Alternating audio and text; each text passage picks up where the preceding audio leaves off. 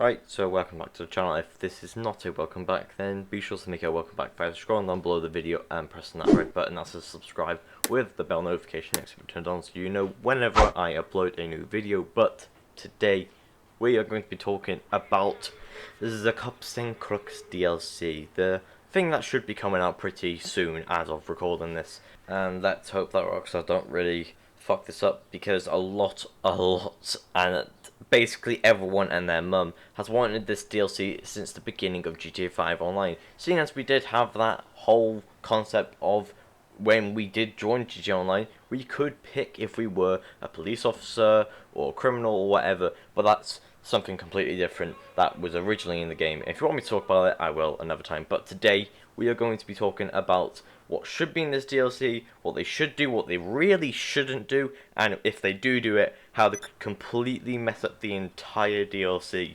For not just a small group of people, I'm talking about they could ruin it for everyone that plays GTA 5 Online, because they could very easily do that.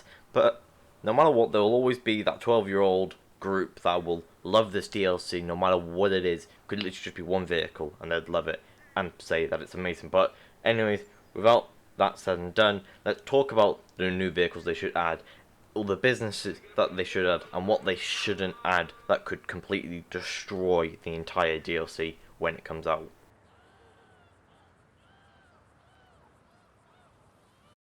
What the fuck was that?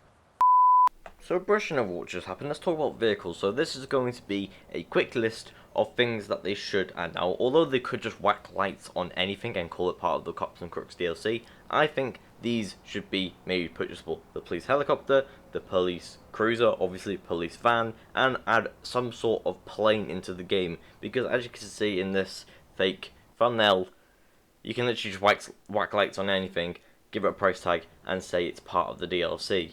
But with that said, they should make it purchasable. And also, the reason I'm thinking that they should add a plane, which we'll get into later, which will be helpful in one of the missions, is because a plane would be fun, and they could literally just take the Titan, remodel it, change the colours of it, put a badge on it, and there you go, there's your police plane for you.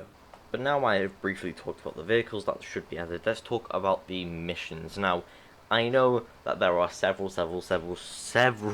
missions that could be added, but here are my few that I think should be added into the game, and if you can think of any other missions, then let me know in the comments. So as you can see here, I am with a prison bus just outside one of, or just down the street from a police station. So you could either go to the police station, go to one of them government buildings that are in the city, to then go pick up prisoners.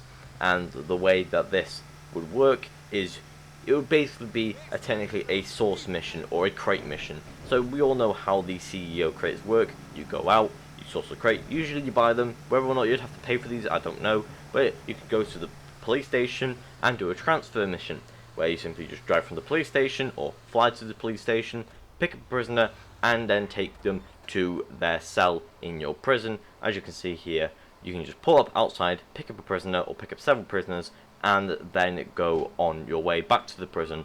Obviously, you can upgrade the prison bus, so you can put bulletproof tires on it, bulletproof windows, and just overall upgrade the speed, the braking, all of that stuff. You could do that somewhere else. Like the same as the nightclub, with them sell vehicles, you can upgrade them in a certain way, so you can then upgrade the prison bus to then sell these. As well as the helicopter, you could add fucking guns on the side, so that if people sit on the side, they can use miniguns, like on the, I believe it's the Valkyrie in this game, but I'm not 100% sure on the name. But you could also do it where it's a picket mission or a steal process, where or you go out and steal them, meaning to say, as in you go out, they're on the street, they're running around, you have to go find them, you have to go capture them, arrest them, and bring them back to the prison cell to then have them there and sit there. And then obviously, instead of raids, what could happen is a prison escape. So your prisoner's trying to escape, then you have to go over there, get them back, and get them into the prison cell, and maybe their sentence may be extended to the point where they may be worth more, or something like that. But then going on for how you could sell these prisoners in theory, get rid of them for money. You could either just do a basic mission where it's just a drive from the prison to a certain point, or fly from the prison to a certain point, driving the prison bus, police cruiser, flying the plane, like I said before, or getting in the police helicopter and flying them over to a certain location to then drop them off to then complete the supposed cell mission. And the way that these could work is you buy a cell block. You can obviously upgrade that cell block to then house more prisoners, to then obviously sell for more within the end. And also you have to maybe keep the prisoners for a certain amount of time. It could be 24 real life hours, it could just be a couple hours, or there'd be no cap and you could just sell them instantly. Because it would make sense overall in order for you to get rid of these prisoners. Because then you could keep them in for 24 hours, which would be a couple in-game days, because obviously one day lasts 48 minutes. So that would basically be more or less a full month in-game, 24 hours. So then they would be in there for a month, you could then sell them afterwards, and then you can then drop them off here, and that would be the mission done for the drop-off. And then this gate could open to a new garage, and in there where them other prison buses are, you could then upgrade it in there. This is where you could have a perfect helicopter drop.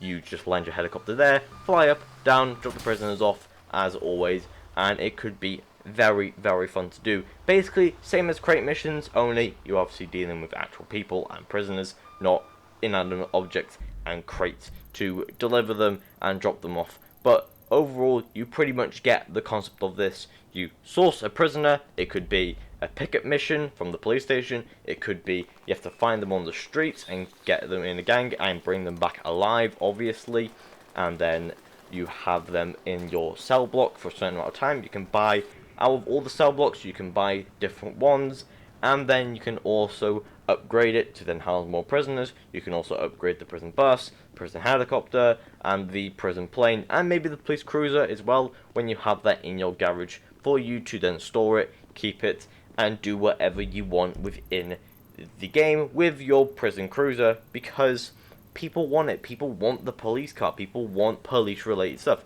especially RP people. I've seen people that do roleplay, especially on the Can You Store It series, saying it would be much easier if you could store it, which for them obviously would be great, and then for other people it would just be fun to just own a police car, and instead of having to call 911 every time you want one, just simply call your mechanic, and then there you go, you've got one right there for you. But that is basically how these cell blocks would work. You could upgrade them, and obviously then the payments would be like electric, food, water, you know, keep the prisoners alive and all that shit. But that is basically how the actual business itself would work. You source the prisoner, do some sort of mission. There could be like 5 or 6 different missions you could do. I'm sure Rockstar could think of a couple more.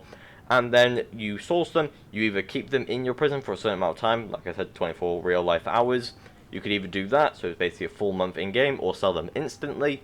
And then the more you sell, the harder or easier it would get. Maybe when you're doing a cell mission, the prisoners could get up, riot, and maybe try and kill you, succeed, and then try and get away. You then have to get them back. Maybe kill one to then get them back, and then you overall lose money, but then that would just be based on bad luck, and it would be quite fun to do this as well. So obviously, let me know what you guys think about this mission itself, and how you think this overall mission should work. So that is more or less everything that there is to cover, really, because like I said, there's no actual leaks about this DLC, so these are all just my personal opinions on what should and shouldn't be done in the game, as well as what should be added and what really shouldn't be added, because there are some things that could be added and changed that shouldn't really be added or changed. So you could buy a block or a cell block in the prison, that would be the new property